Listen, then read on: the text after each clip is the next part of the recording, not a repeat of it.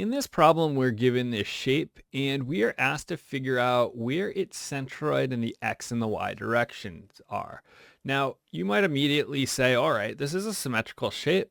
The origin is right in the middle. So I know right away that the X centroid is going to be right down the middle of the shape, right at the 0 point in the X direction. And that's absolutely correct. I just want to prove it in this video. Now, what we want to do whenever we have a problem like this, we have composite shapes, is we want to try to break up this complicated shape into more basic shapes that we know the information of. So we know very easily what a rectangle is. A rectangle, the centroid of a rectangle is going to be right in the middle. If this is the length and this is the height, this point right here is going to be length divided by 2, height divided by 2. And there's other simple shapes that we might know off the top of our heads, maybe a circle, maybe a triangle, maybe you know what a semicircle is. But sometimes you might have a simple shape you're not sure what to do with. And in that case, what you need to do is you need to go look up a table. And this is a table from Wikipedia. And in this table right here, what they have is they have these different shapes that you might have. So a quarter circle, a semicircle. And for example, this semicircle right here, it's telling you that its centroid, this is going to be the Y bar, its centroid is going to be equal to 4/3 times whatever your radius is. And you can use that. Now maybe your centroid, your circle is rotated 90 degrees. And in this case, this Y bar would actually be your X bar, but that's going to be problem specific. But in general, you want to break up these composite shapes to simple shapes that you can know right away what their centroids are. In this problem, we can break up this shape into just rectangles. So what I want to do is I want to look at the following shapes. So I want to break it up into this shape. Then I want to look at this shape. And these are all rectangles. Then I want to look at this shape. Then I want to look at this shape. And I didn't really draw this to scale, unfortunately. But all the thicknesses are 1.5. It's symmetric. So this length right here is 3.5.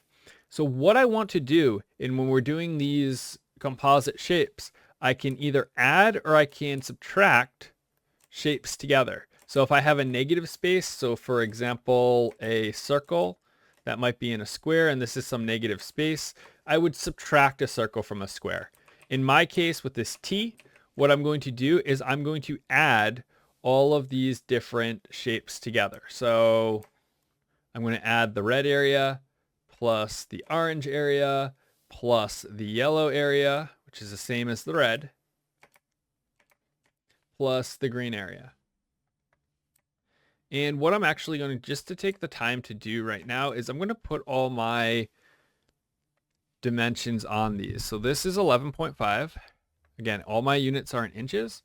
This is 1.5. This is 3.5. This is 1.5. So this is 3.5. This is 1.5. This is going to be 8. And this is 1.5. All right, so I've broken everything up into simple shapes. The next thing I want to do is I want to create a table. When I create a table, I'm going to have a certain number of columns. The first column I'm going to have is just going to be called my segment or my shape number. So if this is 1, this is 2, oops, this is 2, this is 3, and this is 4, then those are the shapes that I'm going to be looking for these segments. 1, 2, 3, and 4. Now, after I have the segment, what I'm ultimately trying to do is figure out what the center of the centroid in the X is, and that's going to be equal to the sum of the individual centroids times the individual areas divided by the sum of the individual areas. And I'm looking for the same thing in the Y direction. So the sum of my centroids in the Y times my individual areas divided by my individual areas. So what do I need? I need to figure out what the sum of all these areas are. So I need a area column. So this is going to be area. And at the very end, I'm going to have a summation. So what is the area of 1? Well, this is a rectangle. It's going to be 3.5 times 1.5. Let me bring up my calculator. And let's do 3.5 times 1.5. And this is 5.25. So this area right here is 5.25. My area is going to be an inch squared. All right, I did 1, and 1 and 3 are exactly the same. So I know that this is going to be 5.25. So now let's do 2 and let's do 4. So the area of 2 is what? It's going to be 1.5 times 8. 1.5 times 8 is going to be 12. And I'm going to have 11.5 times 1.5. 11.5 times 1.5 is equal to 17.25. Okay, so this is my area. Now I want to find the centroid for my different shapes in the x direction and the y direction. So my x bar and my y bar. So let's do the x bars first. Now the important thing to remember is it's not just, oh, the center of this. It's the center, these points, with respect to my overall origin. So I need to say, to get to 1, I need to go over whatever this distance is. So this distance right here is 4. And then I need to go over whatever half of 1.5 is, which is 0.75. And in this case, I'm in the minus direction, right? So I have to go in the minus direction, minus 4.75. That means when I'm doing the segment 3, I go positive 4, positive 0.75. So 3 is going to be 4.75, and it's positive. All right, now let's look at 2, which is the orange. To get into the center of the orange, well, luckily, I don't need to go anywhere. I can just stay at 0, and I get to the center. So this is 0, and the same thing with green. Green is 0 because I don't need to do anything, and I'm in the center of my green area. So that was the X bar. Now let's look at Y bar. With Y bar, it's the same exact procedure, except now instead of looking where our centroid is in the X, we want to look at where the centroid is in the Y. All right, let's do this one first. I'm just at the green one, so that's 4. Well, this is going to be 11.5 divided by 2 because it starts at the 0 point. So we just have to go up whatever 11.5 divided by 2 is. So we'll be at 5.75.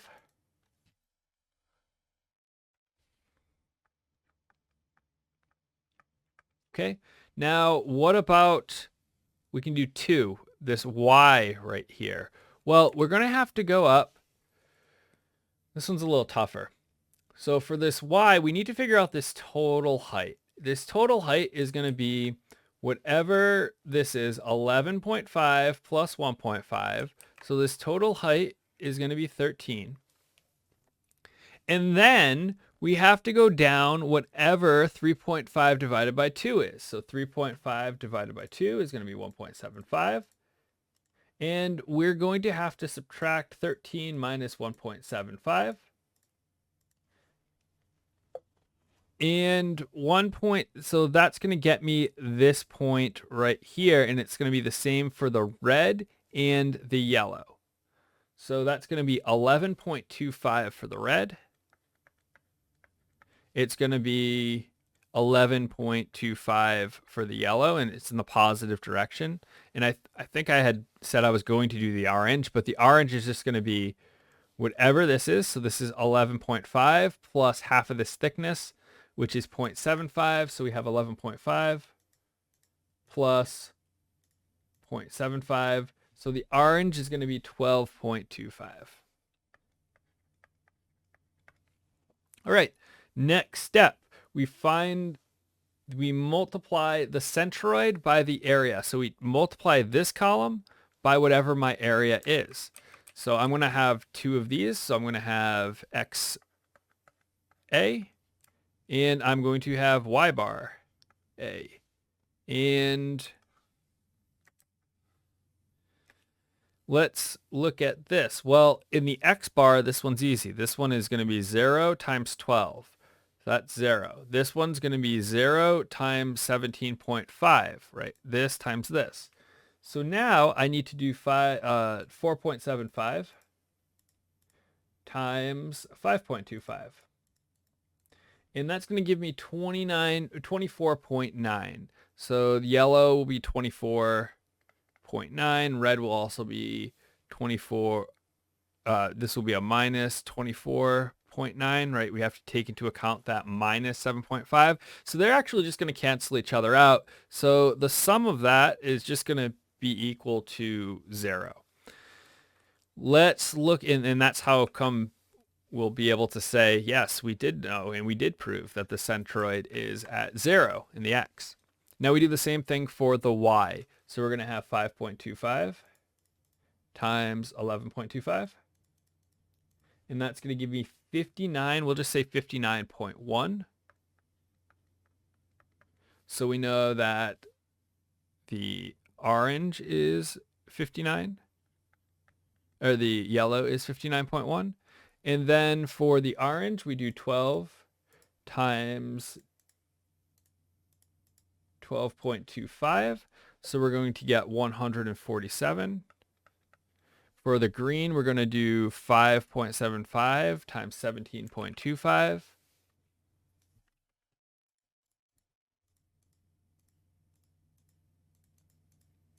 And we're going to get 99.2. So green is 99.2. Next, we need to add up the total area.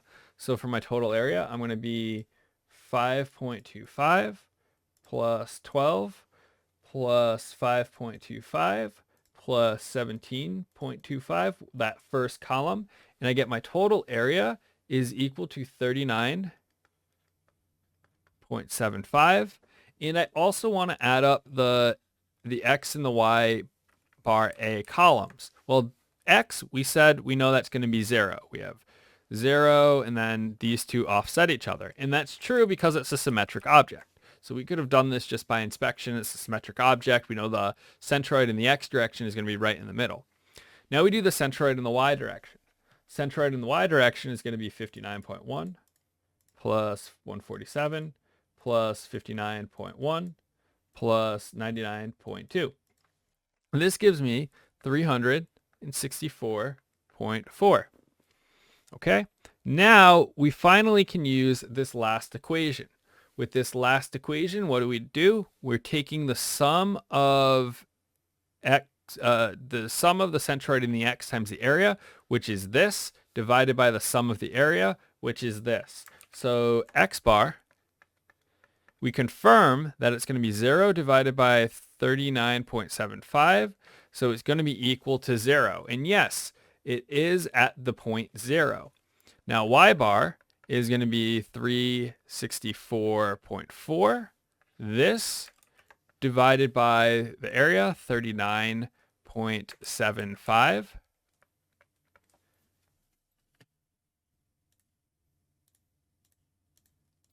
And we get that is equal to call it 9.2. So this is equal to 9.2. And what are our units? Well, we need to look at, okay, I had started to do what my units are. So this is an inch. This is an inch. I'm multiplying an inch by an inch squared. So this is a cubic inch. This is a cubic inch. So if we do, this is going to be an inch cubed divided by an inch squared. So our units are just inches. So this is going to be 9.2 inches. What does that mean? That means from the bottom right here, the centroid is 9.2 inches from what we're calling our origin.